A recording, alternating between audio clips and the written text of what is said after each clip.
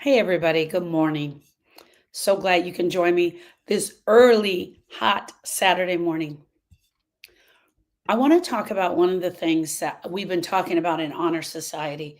We've been talking about the only way out of this pain is through this pain. And oddly enough, that is not something that a lot of people are talking about. You are not going to get out of this grief by just sitting and waiting. I say that all the time. Now you're carrying the pain that no one has prepared you for. Most of us walk through grief with nothing but shock, confusion, and silence. Silence because we have nowhere to lay the grief. Nowhere that we can lay the grief of what we really want to talk about and what we really want to share. We have no map. We have no model.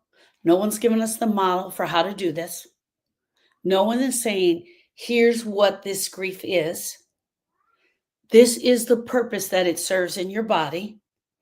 Here's what you're supposed to be doing. And now here's how you survive it. That's not what we're getting.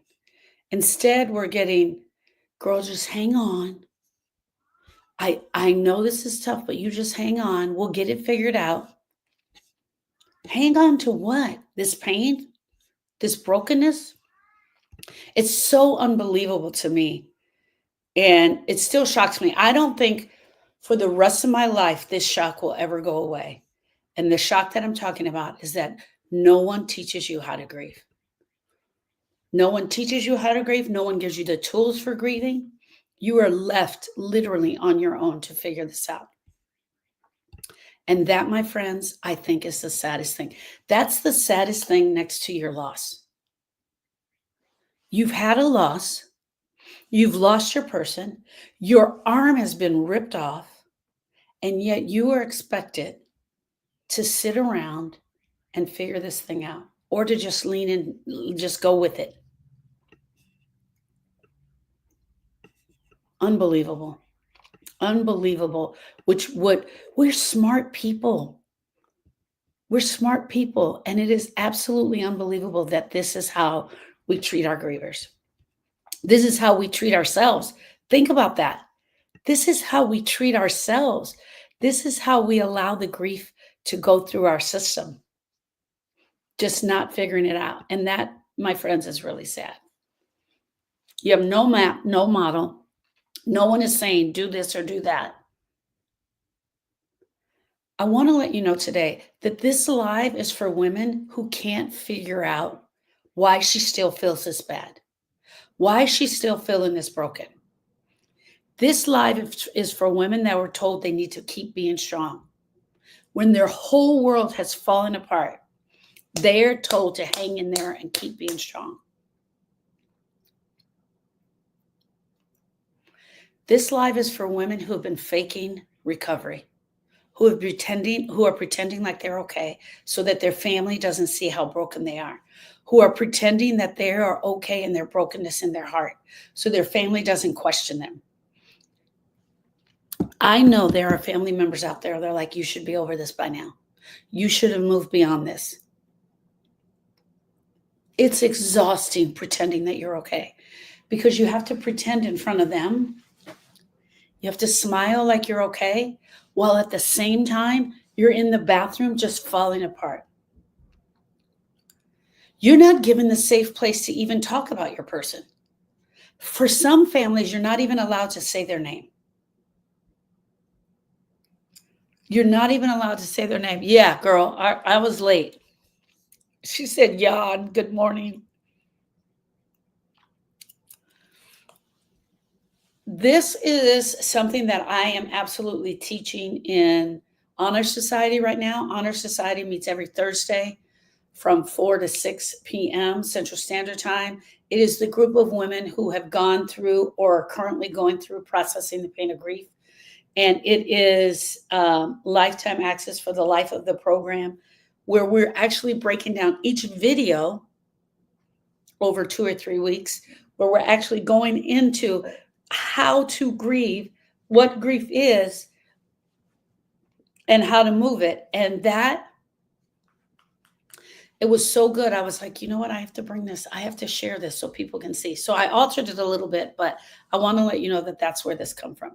In processing the pain of grief and honor society, this video is called "The Only Way Out Is Through." But today I named it "Through the Pain," the real work of grief. Through the pain, the real work of grief, because that's what it takes. No distractions, not time, no tips for how you're going to do this.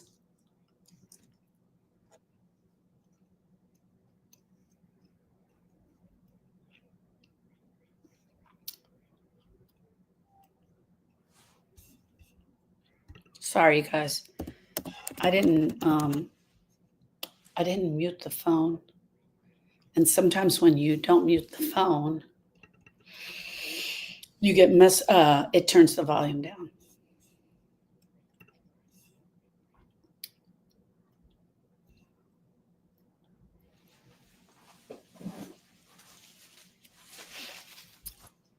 A lot of you are out there asking, what's wrong with me? Why isn't this getting better? Why isn't my grief moving? Why isn't this getting better?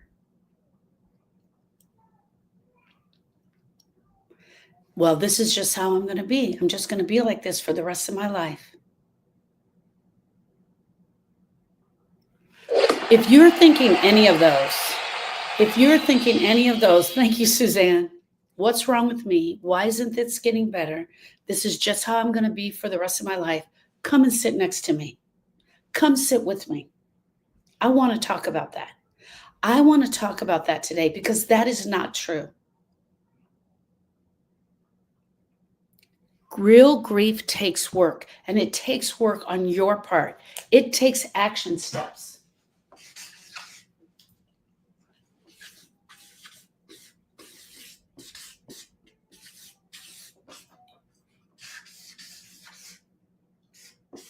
It takes you doing the steps, action steps. Crying might be one of those action steps.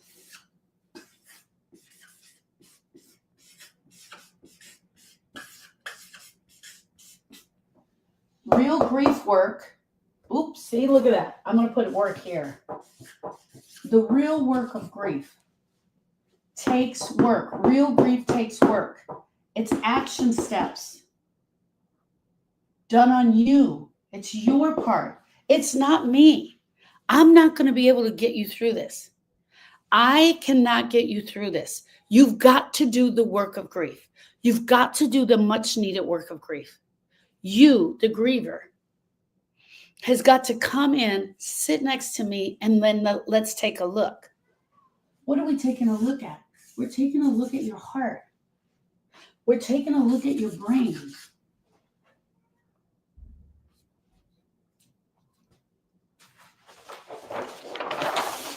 We're taking a look at your brain. We're taking a look at your heart. We're taking a look at your person. We're taking a look at your relationship to your person. We're taking a look at the world and how they perceive your grief. We start with the brain. We go to the heart. We talk about your person. And then we talk about the relationship that you have with your person and how the world, the grief is affecting your relationship with the world. And then you do the much needed work. Why I named it the grief school, because you do your heart work. Almost like homework, you do the work on your heart. And this, my friend, takes time. There you go. That's it. There's the map. That's the secret map on how to do it. I entertain myself sometimes. There's the map on how to do it, how we're going to get through it. But this is it. You have to realize that your brain is playing a big part in this grief. You need to understand that your brain is playing a part on this, and it is tricking you. It is tricking you because the grief is really happening here in your heart. And even though your brain is totally thinking about your person, it's also thinking about your relationship.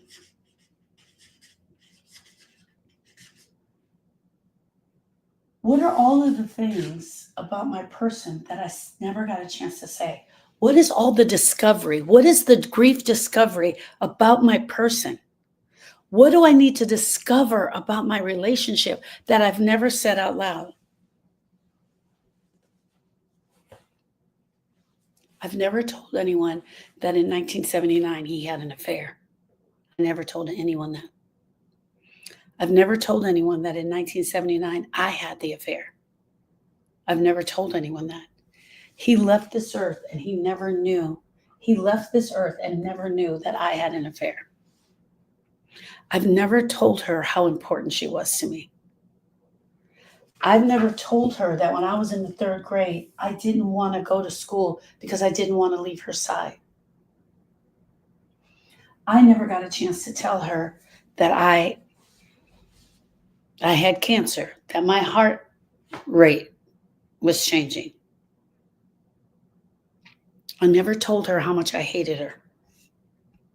I never told her how I thought she was so mean to me. I don't know what those things are. Only you know what those things are. What are the things you need to say to your person that you never got a chance to say? You're only going to figure that out by doing the real work. You're only going to figure that out by doing the discovery. You have to do the discovery work because I promise you every time, I promise you, your brain is going to trick you. Your heart is going to make you feel miserable and the world is not showing up for you. This is huge. They're not showing up for you. So the only way out of this is for you to go through here. You've got to go through all of this. You've got to go through all of this to get to the other side.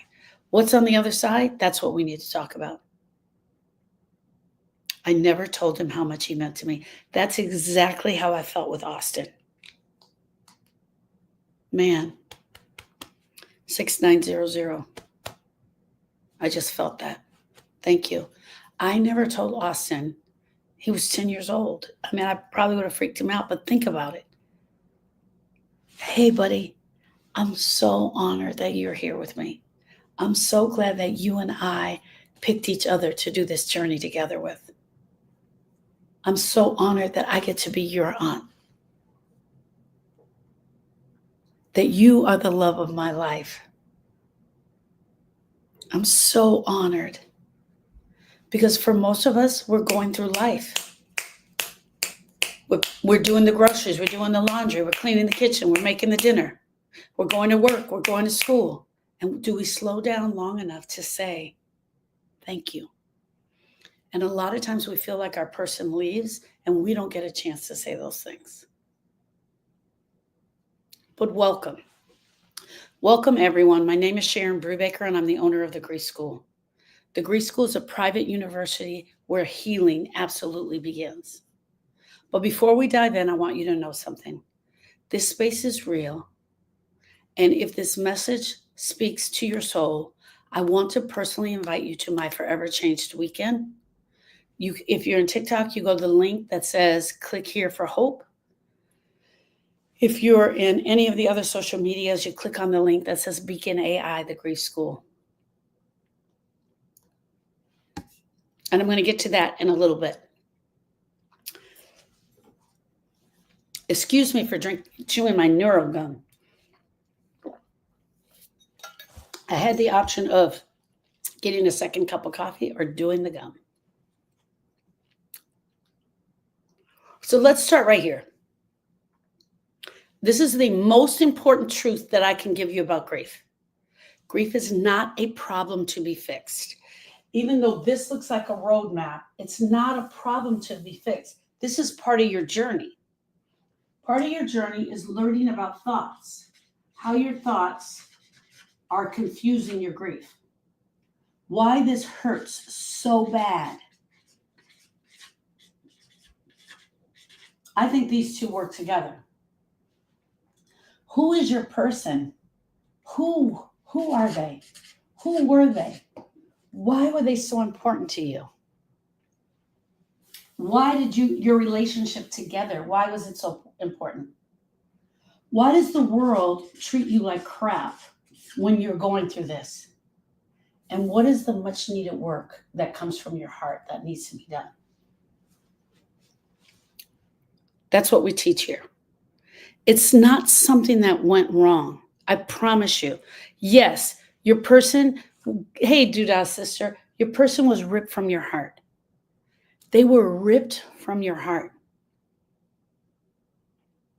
But then all of a sudden, someone in the world comes up to you and says, girl, you just need to be strong. You got this. You can do it. Be strong.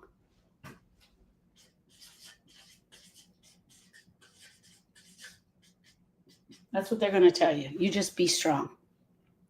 Or haven't you moved on yet? What they're really saying is, this is what they're really saying. When someone tells you to be strong or to move on, I want to translate because you guys, here's what you need. You need a translator. So let me help you. Your grief is making me uncomfortable. Your grief is making me uncomfortable and I can't really do this. That's what they're saying. They're uncomfortable with your grief. But your grief is not wrong. It's not inappropriate. Your grief is not inappropriate. And it is not something to hide. It is something that you should be honoring. It's your love showing up in a new way. It's your love showing up in a painful form. It's your love showing up in a new way, in a painful form, and it's something that they absolutely can't handle. You don't grieve things that didn't matter. You grieve things that mattered. You grieve things that matter to your heart, that matter to you. That's why there's tears. That's why there's ache. That's why there's rage. Your silence is a sign that you loved. You didn't need to be cruel. You need space. You need the space to feel this thing. Here's my question right now. What messages are you receiving about the be strong? What messages are you receiving to be strong, to really go out and be strong? Friends, your grief 100% is as unique as your fingerprints. They will never get it.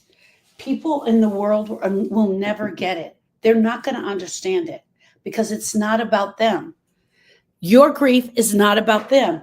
Your grief is about you and your person. Everything that mattered to you and your person is what the grief is about. Not about them. You had the relationship with him, not your neighbor. No one else carries the same combination of memories that you have. No one has the same amount of regrets. No one else has the joys or the heartbreaks. No one.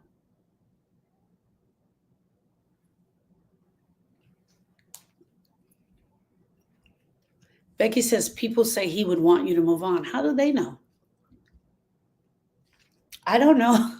I have to say this all the time because I introduce you guys to Donovan and we say that he was in the pretty committee and he really loved himself. He might want me to be still grieving. He might want me to still be talking about him.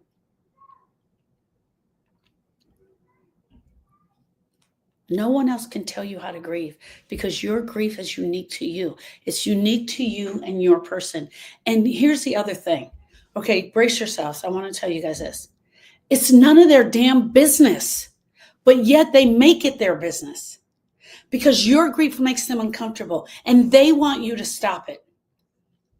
This is your pain and it deserves your truth.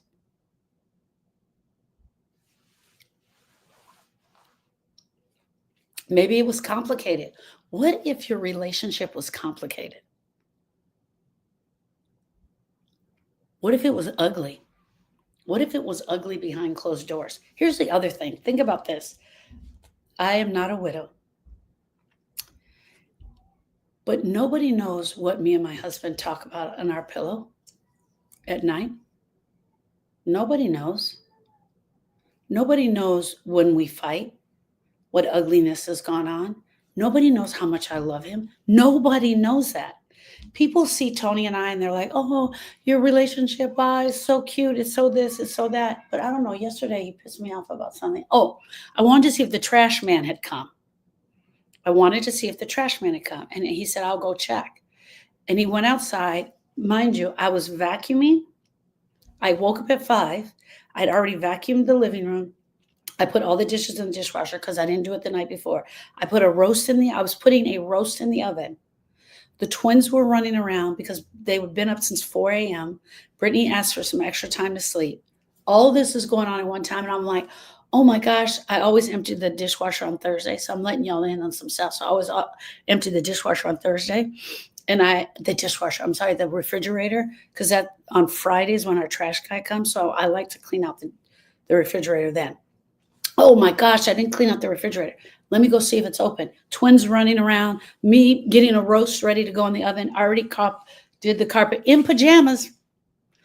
Dishes in the dishwasher. He comes back in. He's like, no, they haven't come, but you better hurry up. This is why I'm laughing.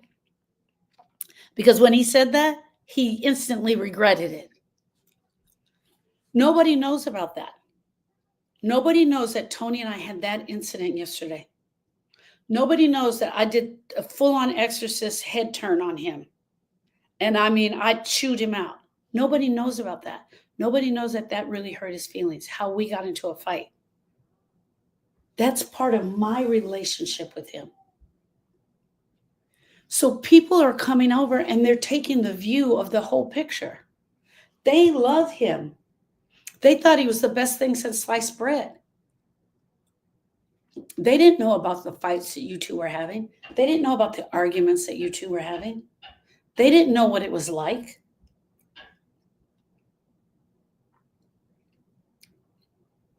Maybe your grief is complicated. I love my husband immensely. That just happens to be a one shot. Maybe your grief could have just been as much as what it was. Maybe you're grieving what could have been just as much of what it could be. All the things you didn't get to happen. Let me make that easier. Maybe you're grieving a parent who hurt you. Maybe you're grieving a child that never got a chance to grow up. Maybe you're grieving a child that you don't have the best relationship with. Maybe you're grieving a partner who was your entire world. Whatever your grief whatever it looks like, it's valid. Don't let anyone shrink your story. So look, here's the deal.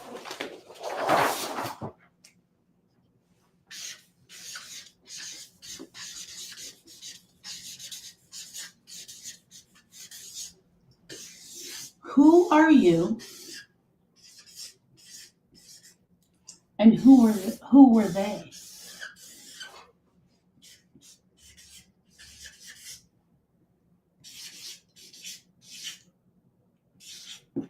Who were you in this relationship? Who were they in this relationship? And who were you together?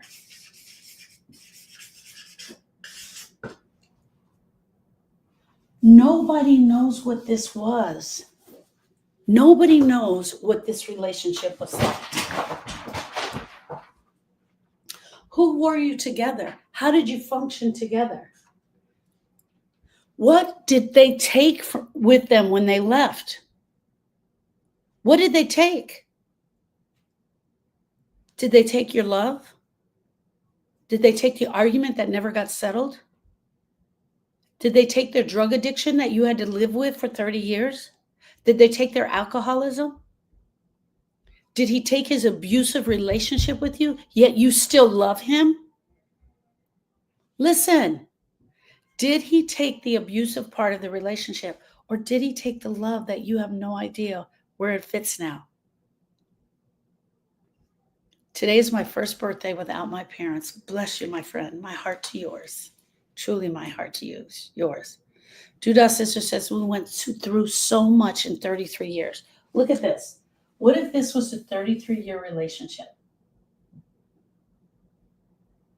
What is in this relationship that's still there? Here's you trying to figure it out.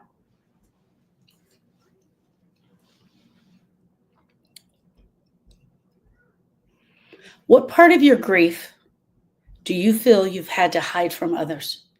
Listen to me. What part of your grief do you feel you've had to hide from others? Are you judging your own grief too much or not enough? Are you the one pretending like it's not happening? Are you the problem? It's a very interesting question. Sometimes what happens is that someone in the world, these people over here, oops, make that a nose. These people over here are now all of a sudden looking at you and questioning your grief. But because you don't want it to be questioned, you start acting like you're okay. You start pretending. And they have no idea about this. And I want to tell you this. It's none of their damn business. It's none of their business.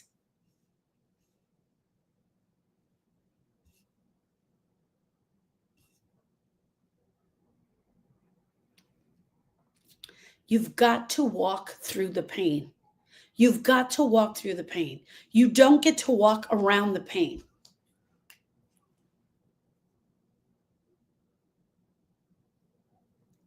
Sometimes, Duda sister saying, sometimes I don't want to be here because I definitely don't know who I am without him.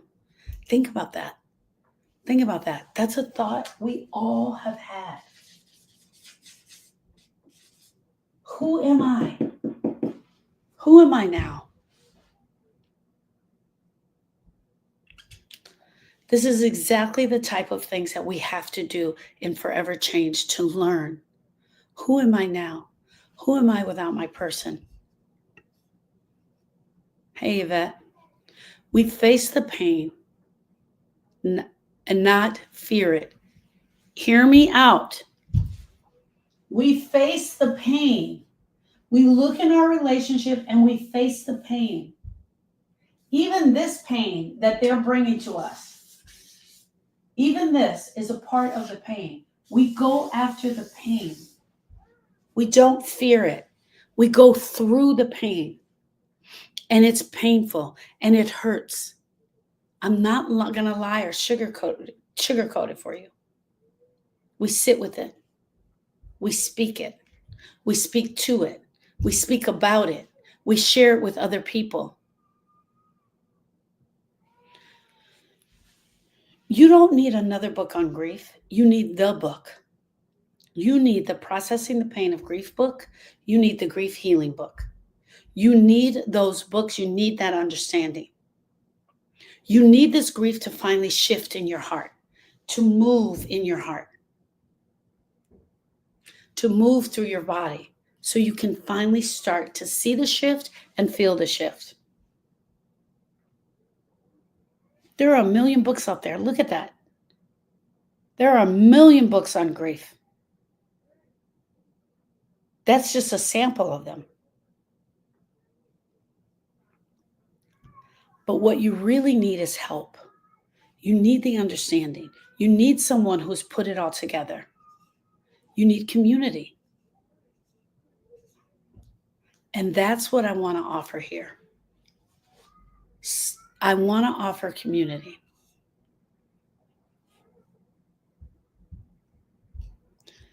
Judas sister says, my poor husband has heard me say the same thing over and over again for the past 21 months. Well, when are you coming, Judas sister? When are you coming to do your work? I can help you with that. Friends, we were not meant to suffer in this pain. We were not given a life sentence. We were given grief. We are broken. Our heart is broken. Our body is not broken.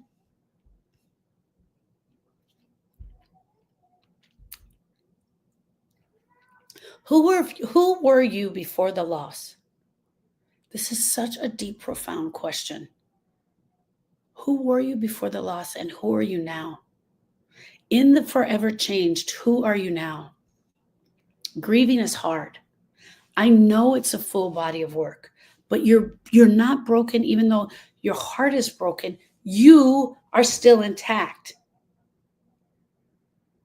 Your brain fog, your exhaustion, your stomach pain, your racing heart, your muscle aches makes you think that you're broken.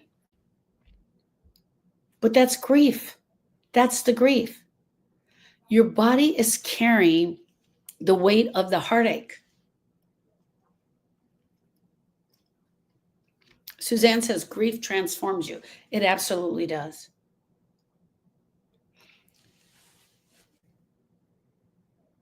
Do you miss the girl? Do you miss her? Do you miss the one that was there before the loss? Do you ever think about that? Where is she now? Where is she now?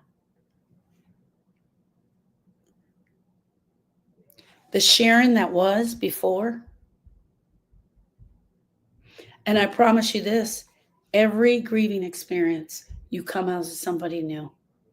Every grieving experience, a little bit is different. A little bit is different. I didn't say bad, I said different. Every grieving experience, something gets taken away and something is added. And you're different. You are forever changed. Suzanne says, I do. I miss the ease of being her. Wow. Wow. Yeah. Every grieving experience, something gets taken and a little bit is added. And you are forever changed. That's why it's called grief work. It takes energy. It takes energy to do this grief work.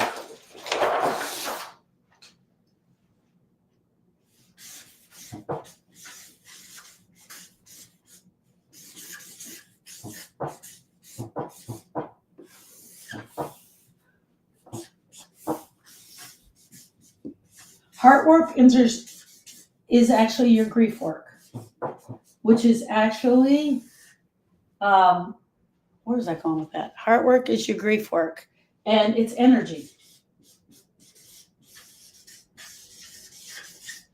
right? It's going to take a lot of energy. Heart work is your grief work. It's the grief work that you do within your heart. The grief work is understanding that this work needs to be done. And all of this is pushed by energy. What would it look like to actually look at your heart? And when we're looking at the heart, right? When we're looking at the heart, we're looking at the relationship. Your relationship to pain, your relationship to loneliness, your relationship to isolation, your relationship to the person.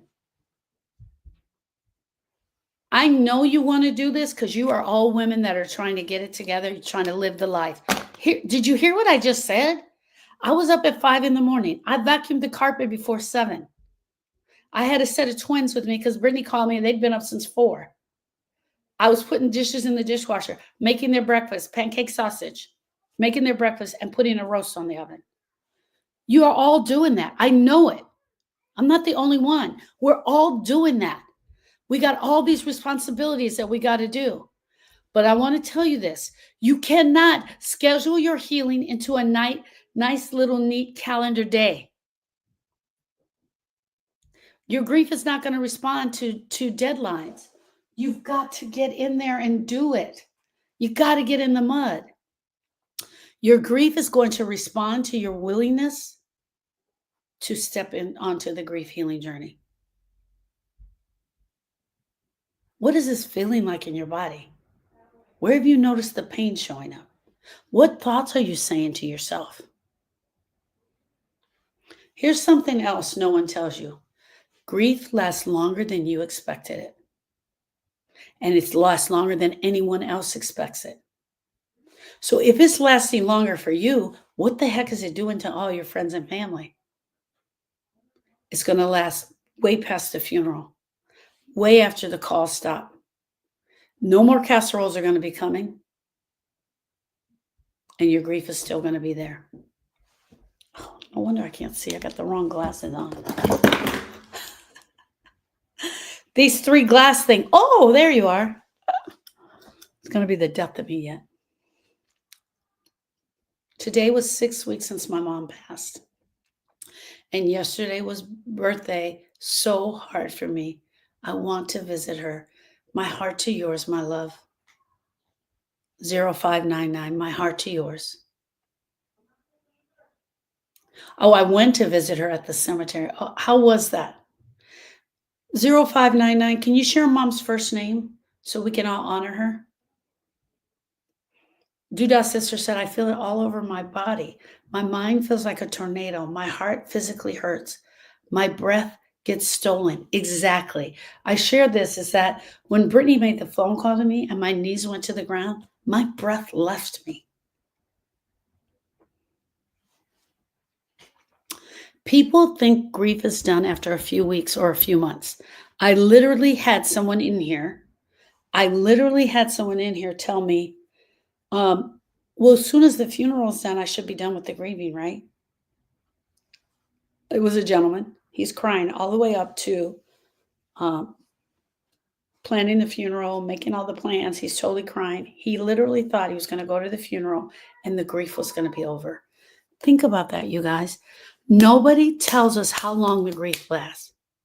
Nobody tells us how long the grief lasts. So he literally thought in his mind that he was going to go through the funeral and be done with the grief.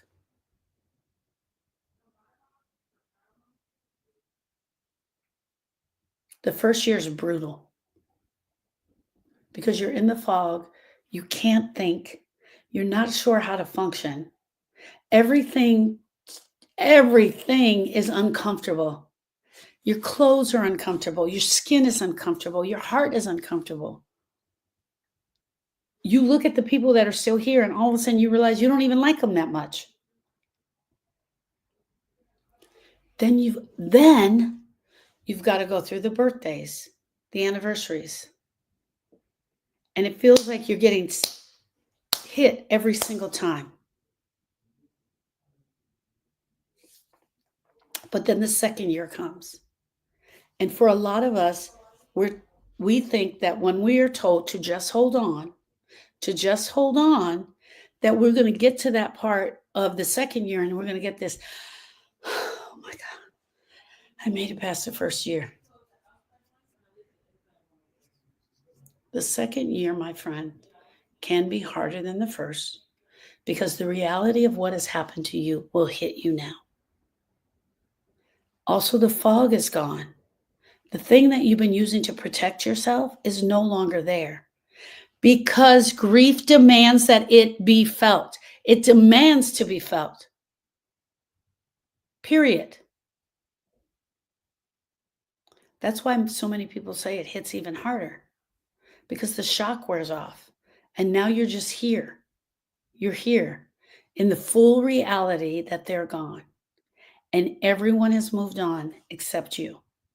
That's what it feels like. Everyone has moved on except you. And that's normal. You are not broken. You are grieving. Year 2 makes you realize they're not coming back. You've been able to fake the funk through year 1. That was Duda's sister who said that. You've been able to fake the funk through year 1, and year 2 makes you realize they're not coming back.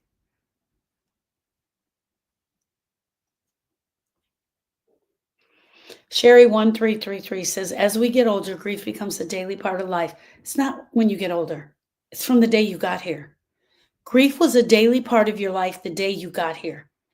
Losing people left and right. It is more visible as you get older. And I want to say this to Sherry133. I agree with you because my husband is 80 years old. My husband was in the motion picture business for 50 years. He has multiple friends. And I'm telling you, not a month goes by that he didn't find out someone has passed. He has hundreds and hundreds of friends. Okay. But our grief starts the day that we get here. Our grief starts the day that we get here. Apparently, I don't know, being in our mommy's tummy was nice and warm. What more did we want? We got all the food we want. We got to sleep when we want. She was walking and rocking us back to sleep. Man, the first grieving experience we have is coming out of the womb, coming into this earth. Do we grieve that? No, but I'm just saying that's the first. There are 47 or more known losses that cause grief in our heart. Death and divorce are just the most popular. And that's where you're going with it, Miss Sherry, and I hear you on that. But I want you to know there's also other grief, right?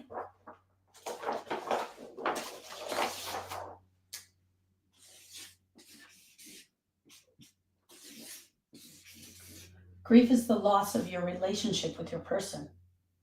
But now you have to sell the car.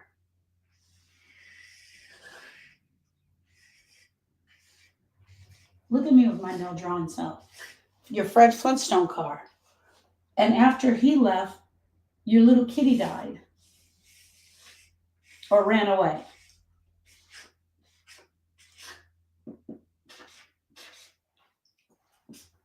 You also have to sell your house because now you can't afford it. You also have to go get a job, a job. All secondary losses to the loss of him. That's just what's happened in this. Everybody has different secondary losses. But a breakup of a romantic relationship, having a friend not talk to you anymore, miscarriage, abortion, someone in your family going to jail, end of an addiction, someone losing a ton of weight in your family is a grieving experience. Being bullied in elementary school is a grieving experience. Losing your entire family, realizing that, oh my gosh, my entire family is gone. Losing that one person, the one person that held you all together, the one person that totally got you. 47 or more known losses, right? So yes, here's the thing. Most of us don't look at the other losses that we're having. We only put grief with death or divorce. So you've been grieving. We've all been grieving. And we all will continue to grieve. This is huge. We all grieve multiple times throughout our life. We all have multiple grieving experiences. When you were 10 years old, your mom moved away from California and you moved to New Jersey. Your best friend was there. And mom promised you you're going to get to come back every summer. She was your best friend and you absolutely loved her. You're going to get to write to her and we're going to come back every summer. And you never came back once. And you longed for her. You moved away and you left all your friends and family behind to another state because dad got a new job. And now you're in that new state and you're being bullied. People don't get you. They think you talk funny. They're making comments about you. They don't like the way you dress. I'm telling you right now, I have a set of 3-year-old twins here. They have multiple grieving experiences throughout the day. Multiple. Any pain that our heart feels is grief. Do they need to go through the program? No. They need to learn how to process their emotions through every brokenness in their heart. Just the other day, the little girl was in there and he had done something to her. They're a boy and a girl. They're 3 years old. And she came up to me and I just bent over and I said, "Are you frustrated right now?" She said, "Yes."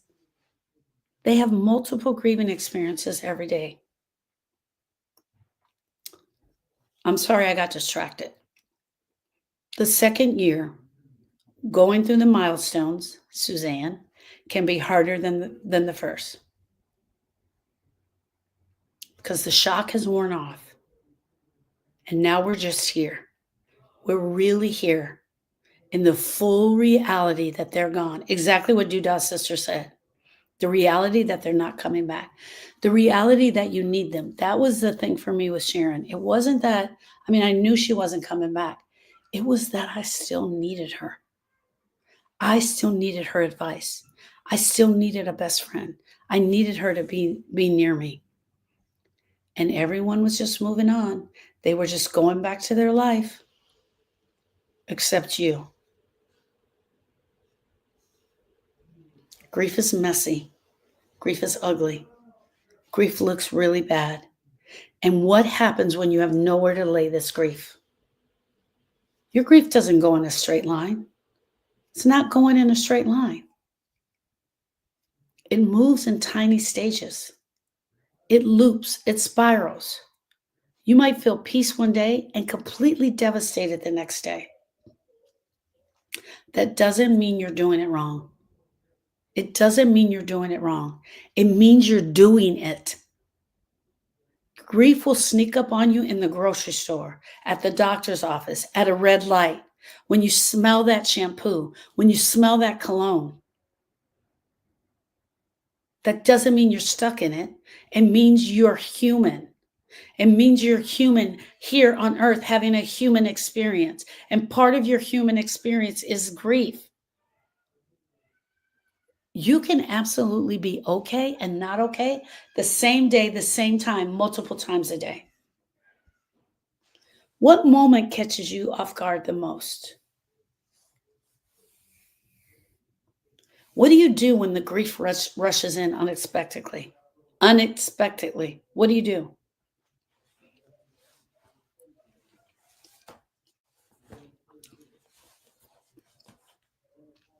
Becca says, what about anticipatory grief?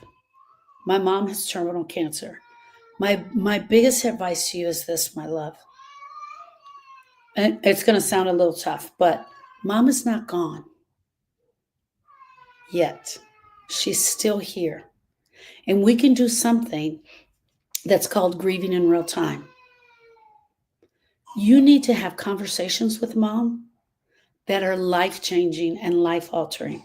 Please, I'm begging you, do not let mom leave here without you having conversations with her. It is going to make the world of difference in your grief.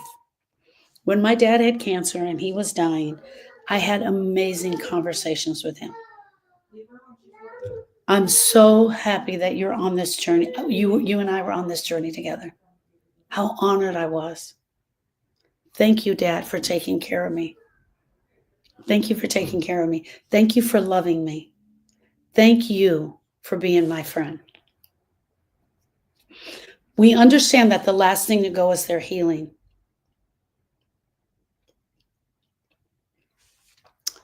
Ask her everything you want to know. Tell her how much you love her. Absolutely. Oh, Duda's sister. Yeah.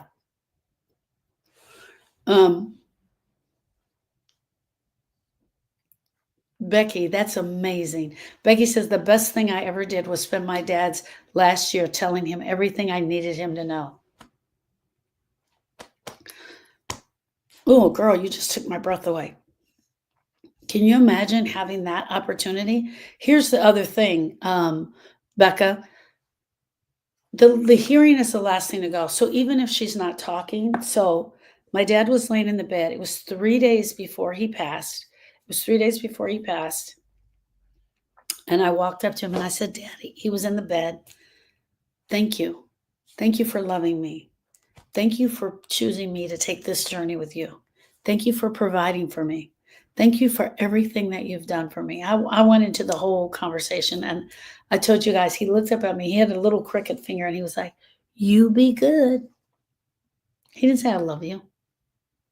I'm actually going to get that tattoo here. I got to go get it done. You be good. Just the other day, I was at Erica's house and we were sitting down talking. I was like, what was the last thing your father said to you? She said, he told her, be good. He told me, you be good.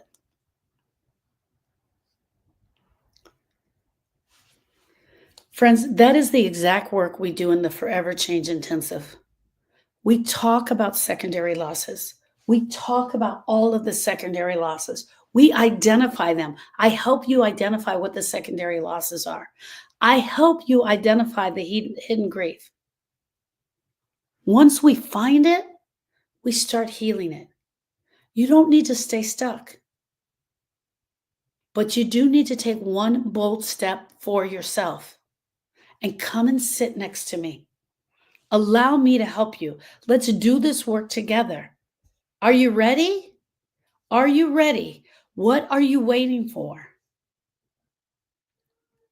Grief is not going to disappear. It will change, but it's not going to disappear. Over time, it will soften, but it doesn't go anywhere. It's not going to vanish. And something's going to happen, and it's going to be like a tide that hit you and knocked you on your butt. Suzanne says Sharon can absolutely guide you through the pain and help you come out on the other side. You don't get to control the tide. You don't get to say when the tides come, but you do get to say how you stand in it. You do get to say what's going to happen to your feet. And over time of being hit over and over again, you're going to learn how to move through this.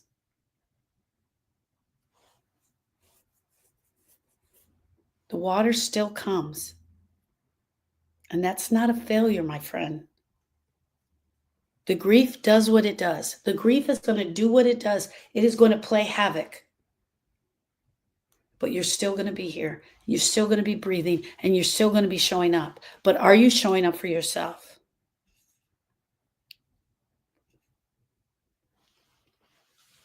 And I think that this is one of the hardest lessons that we need to learn. No one is coming to save you. And the ones that are around you are not helping. And it's not because people don't care.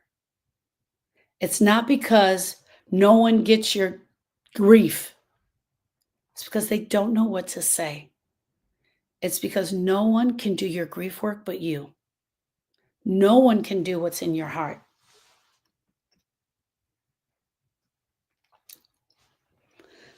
Sunshine 75 says, grief is something I feel I will carry forever. No.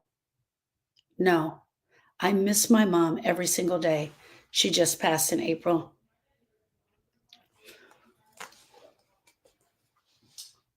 So what we've been talking about, Sunshine 75, is your relationship with mom. So right now, you are grieving the loss of mom, and it feels really bad. It feels like a dark hole right in your heart. But the object is to go in and do a full review of everything and go after this spot right here. That's the grief. You may still miss your person. You may still long for her a little bit. But the intensity of that is what goes down in time. That's what people mean when they say, just give it time. The intensity of the pain, if you do your heart work,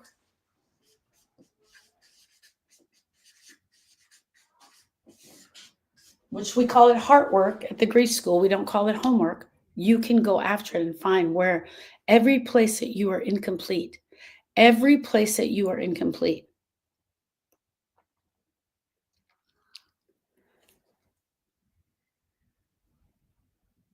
It's not that people don't care. It's because no one can do your heart work.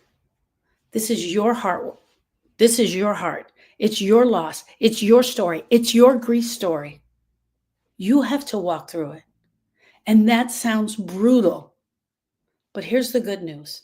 Here's the good news to that. You don't have to walk it alone, and you never should. Grief was designed to be done in community. Others that understand you, others that get you. The grief doesn't get smaller, but your capacity gets bigger. The pain doesn't vanish, but it becomes something you can hold without it holding you. So what does it mean to go through the pain? It means letting the tears come, letting them come instead of shutting them down. It means telling the truth about how bad this grief really hurts. It means letting your body tremble, your voice shake, and letting your heart scream. It means admitting that you are not okay. You are not okay. It means releasing the shame and knowing that you're going to be fine by saying the thing out loud. It means facing the emptiness and not trying to fill it with other stuff. And that's huge. Oh my gosh. I feel so bad in this grief.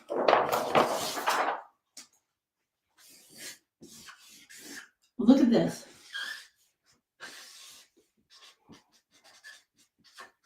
Your heart feels empty. But you are so smart. You know what to do with emptiness. So you fill it with wine. You fill it with food. Chocolate chip cookies. You fill it with shopping. You fill it with TV. You fill it with scrolling. TikTok. You sleep.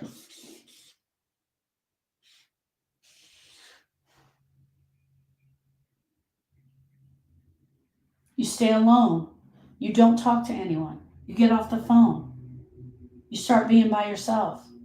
Because this feels empty, and I have all of these things and more to put in there. I have and sex and pornography. I have tons of things I can put in there. Keeping busy, volunteering, going to do all the stuff, cooking, cleaning. There's a ton of things that we grievers do to feel this emptiness in our heart. There's a commercial. There's a video playing right now on the TikTok. If you're in there, it's the last video. It's me interviewing Erica. And it was from a few years ago because I had hair. I said, tell me about some of the ways that you coped. And she said, I definitely coped with wine. We all know that. We've talked about it a lot. I hadn't heard this podcast in a long time. It's a podcast. And she says, I would get up first thing in the morning, and the first thing I would do was pour a glass of wine. It blew my mind. Like, I know that, but it is in there. It's in there. So it's the last video there. It's such a lonely place. All of my childhood memories are all gone, and I'm 59. All my childhood members are gone. Yes. My heart to yours, 2002. Hey, Flaw Girl. She says it's been 5 months, and the tears come every day for me. I'm glad that the tears are coming. Keep them coming. The emptiness can be filled with so many things. It means honoring your person. Walking through this grief means that you honor your person by grieving. We honor the person by grieving. We honor the person by grieving, not by ignoring. No, sweetie, I don't have cancer. I just decided to cut my hair off. Oh, I've been losing my hair for a very long time. It's a hereditary trait, and I just decided I wasn't wearing a wig anymore. I wasn't wearing a wig. I was wearing a piece of a hairpiece. And I set myself free. And it is absolutely something I had to grieve. Losing my hair was something I had to grieve. One of the 47 or more known losses. Grieving means you're honoring your person. You're not pretending. You're not pushing it down. And if your person was so important to you, if they were the bee's knees and you love them so much, and you come in here and you're like, Sharon, this is my person. Let me introduce her to you. She's the smartest person in the world. I love her. And you're looking at her with love. And you're telling me all the stories about her. And this is your relationship.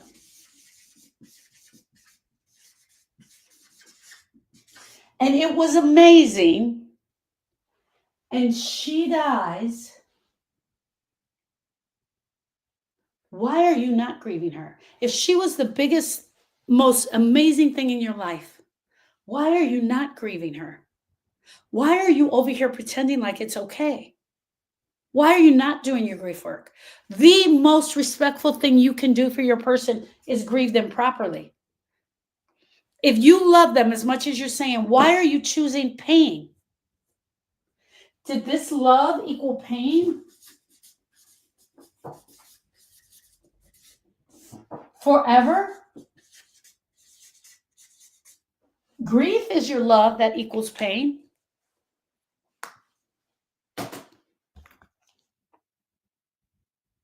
Grief is your love that equals pain. But does it mean you're going to be like this forever? No.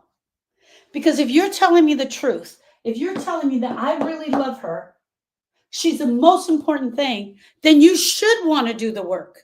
You should love them so much that you want to do the work if you are absolutely telling the truth. But that's not what happens. We love them so much, we choose pain. We choose pain. We choose to stay right here. I don't know why, but we do. Grieving is not weakness. It is the bravest thing you will ever do and the most respectful thing you can ever do for your person.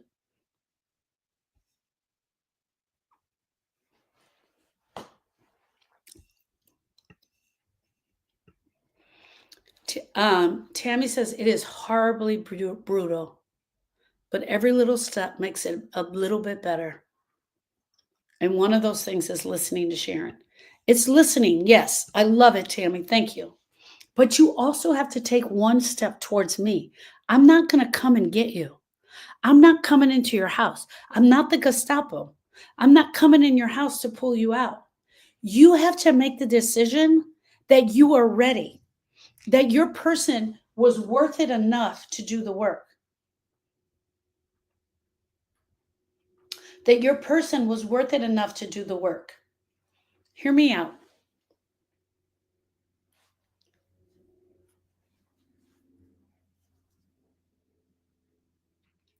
Suzanne says they did not give us this pain. They didn't leave us with the pain. They left us with love, but we got to go after it again. We've got to remove the pain so we reveal the love. That is so true.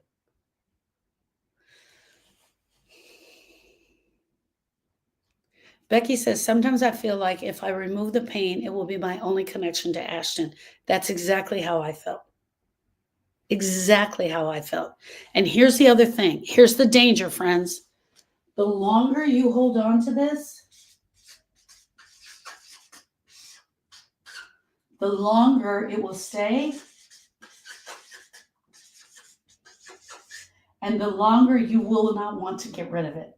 It starts to take the place of them. It starts to fill in the hole. And then you're like, well, this is the thing that they left me with, as if it was a gift. You start to think that this is the gift that they left you with, this black hole. But the gift that they left you with, which you always had, is this. It's the love. The love is the gift. The love is the gift, not the pain. But we get in there with that pain and we just feel like, oh my gosh, this is where I'm supposed to be. This is the thing I'm supposed to be doing.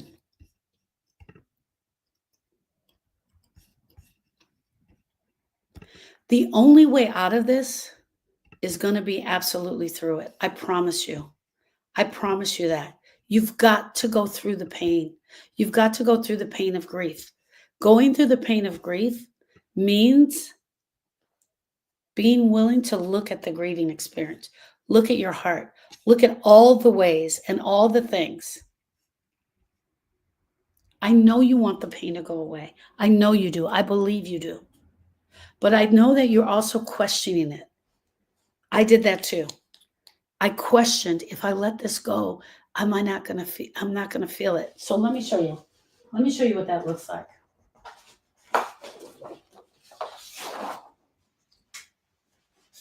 Here's before. Here's before your person left you. Before your person left you, you absolutely still had some pain from them, but it was probably a little lighter because you probably had some fights. You had some things, right? There were these little dots. But Before they left, your heart was filled with love. Yeah, he pisses me off, but yes, I really love him. And this is kind of how your heart looked. After your person left,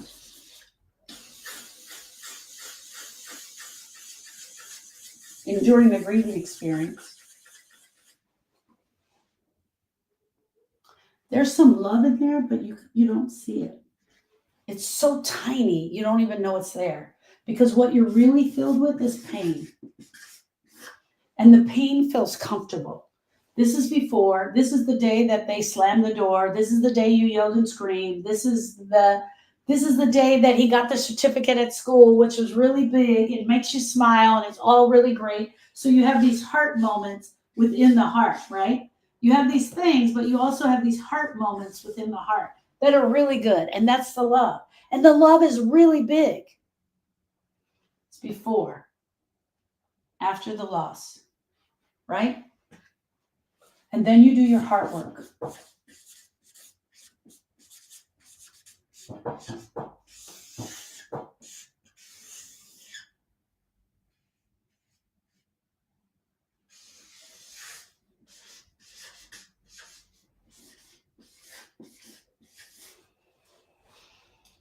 Before the loss, look how big the love is after the loss. Look how big it is. Your heart transforms as you do the work.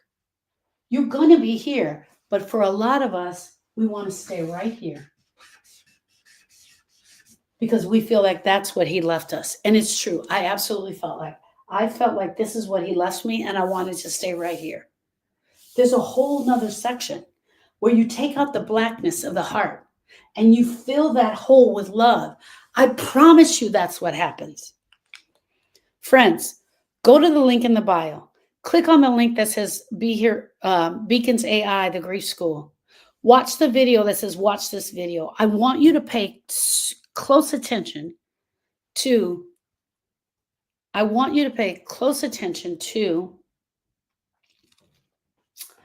way I introduce you to my people, my dad, Austin, Donovan, and Sharon.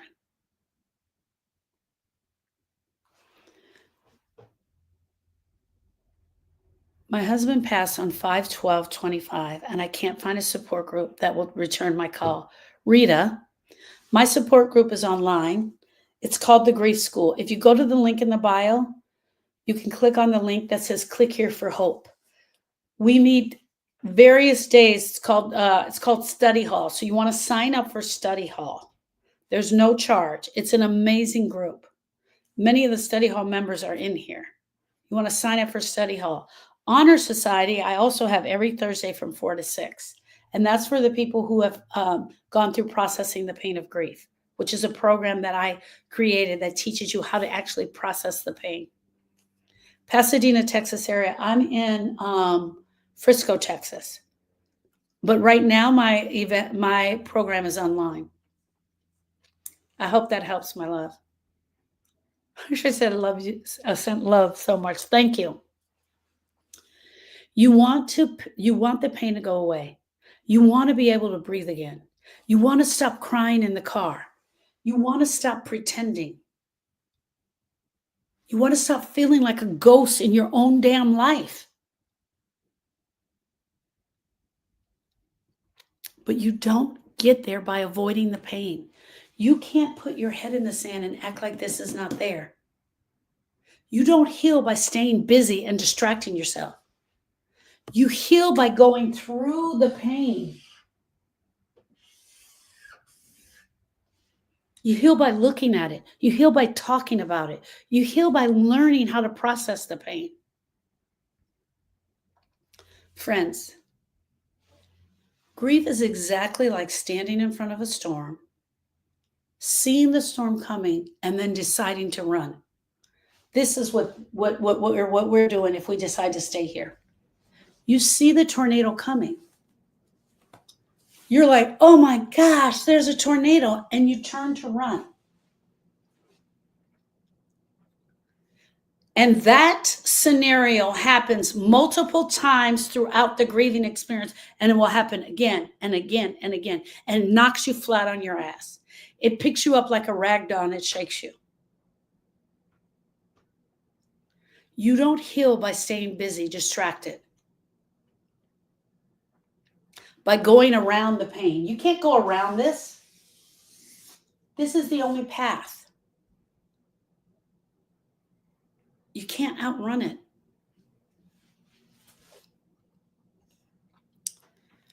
The pain, this pain, mirrors your relationship. Every loss is different. Every relationship is different. Some of you were close. Some of you had a beautiful relationship. Others are distant. Other relationships are painful. Other relationships have a ton of unresolved grief. Why does this grief hurt so bad? Is a question that I get asked all the time.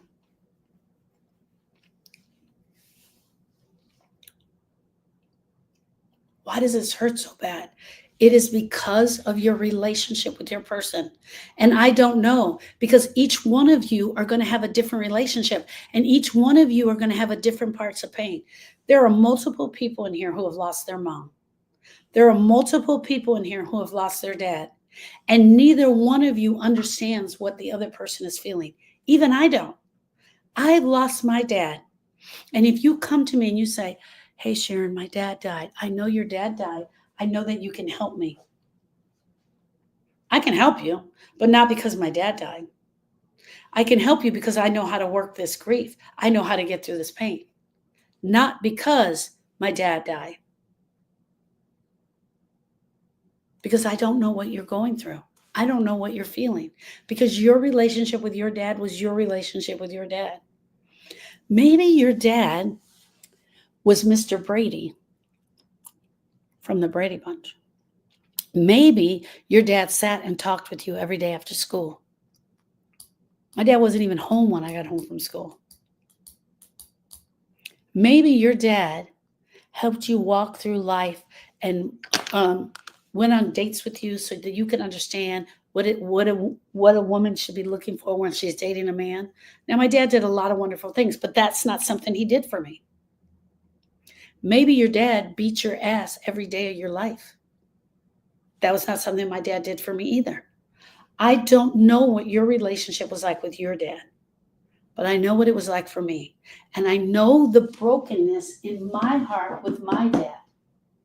And that was the part I had to go after. Hear me out. I want to also show you this. There are 5 of us. I've shared this with you guys before. I'm right here. Each one of them had a different black hole. And each one of them, I didn't understand. I didn't know what this was like. Erica's the baby. He spoiled the crap out of her.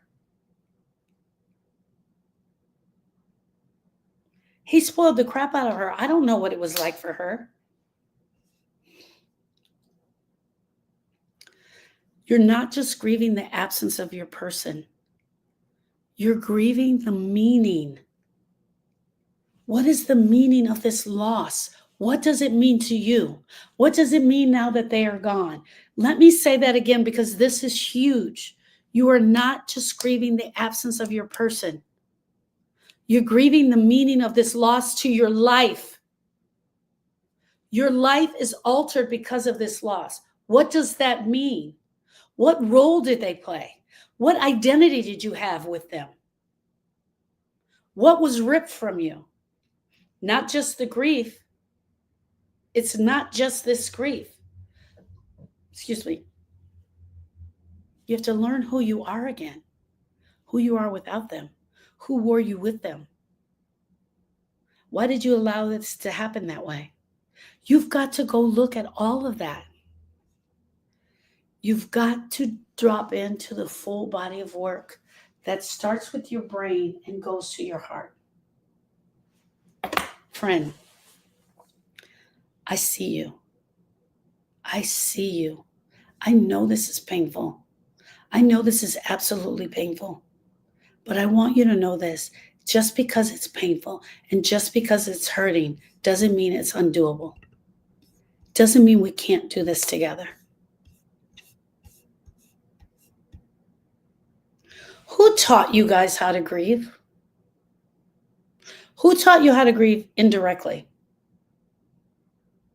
when you were growing up? Who taught you directly? I will tell you right now, I indirectly learned how to grieve from my dad and my mom. I watched them. I watched them bring the ham and potato salad to everyone. I watched them show up strong for everyone. They never sat me down at a table and said, "This is grief. This is what it's going to be like. This is what it's going to feel like." I didn't have a third grade teacher show me grief. You know what I learned? I learned when Austin died in 2006. I was born in 1963, and I learned how to grieve when Austin died in 2006. 2006. Who modeled grief for you? Who showed you how to do this? Who modeled it when you were younger? Who talked about it? What has your grief taught you up until this point? What have you learned up until this point? Did your family talk to you about death, about crying, about brokenness, about a broken heart? Did your parents tell you about this black hole? Did they tell you how you were going to have to go through it? What has the world around you shown you about the new normal? The new normal that you're going to have in grief?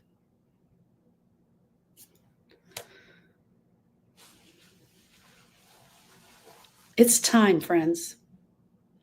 It's time to do your work. It's time to look at this brokenness in your heart. It's time to join the grief study hall. It's time to join the Facebook group. Everybody was reserved and they held a lot in. Yeah, that's exactly it. Because I don't want my kids to feel this pain. Even though they're going to feel pain multiple times in their life, this one time I'm going to shield them.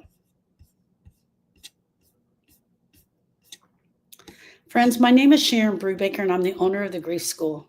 The Grief School is a private university where healing begins.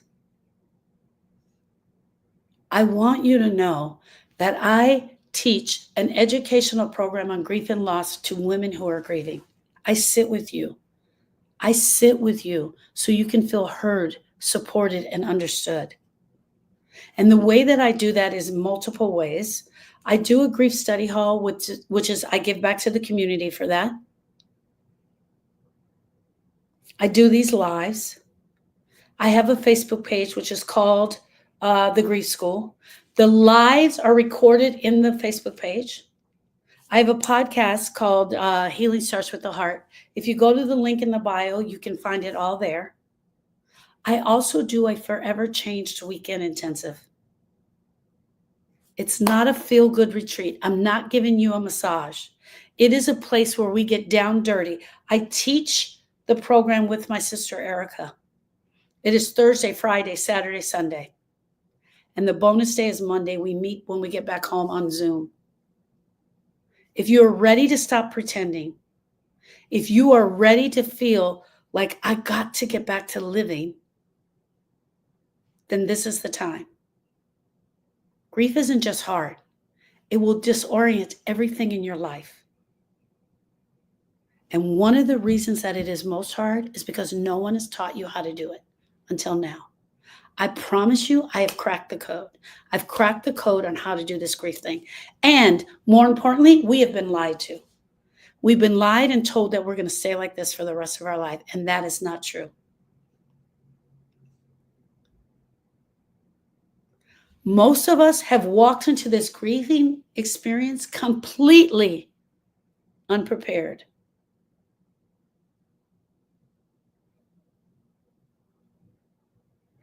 Do you done one-on-one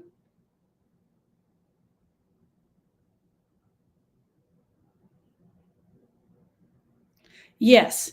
If you're not, I will meet with you one-on-one. And one of the things that why it's so hard is because you haven't really clearly talked about it. But yes, I absolutely, you can meet with me on a one-on-one. Go to the link in the bio and click grief assessment. Even coming into I promise you, do that, sister, coming into the grief school. Next Tuesday is at 9 a.m. Next Tuesday, the grief school is at 9 a.m. Next Wednesday, it's at 3. On Wednesday, it'll be at 3. I'm moving it around so everyone can get a chance. Then the following Wednesday, it's going to be at 7 p.m. So I'm moving it around so everyone can get a chance to come. It makes sense that you're panicking. It makes sense that you're still in pain. It makes sense that this grief is out of control. Grief strips away the illusion of control. It doesn't care how strong you are. It is going to take all that back. Friends, I'm here for you. I'm here for you, ready, willing, and able to help you do the work. I'm here for you.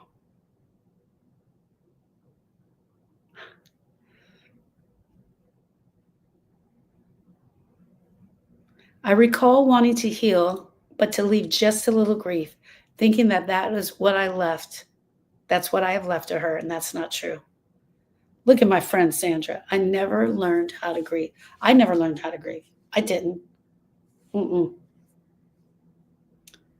Even after Austin died, I don't remember having really deep conversations with my mom and dad because I was so into Erica.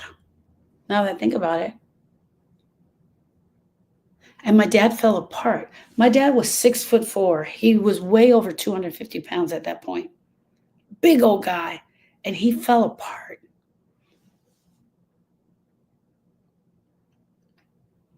Yes, they do. Doodah, sister. Absolutely. They absolutely do.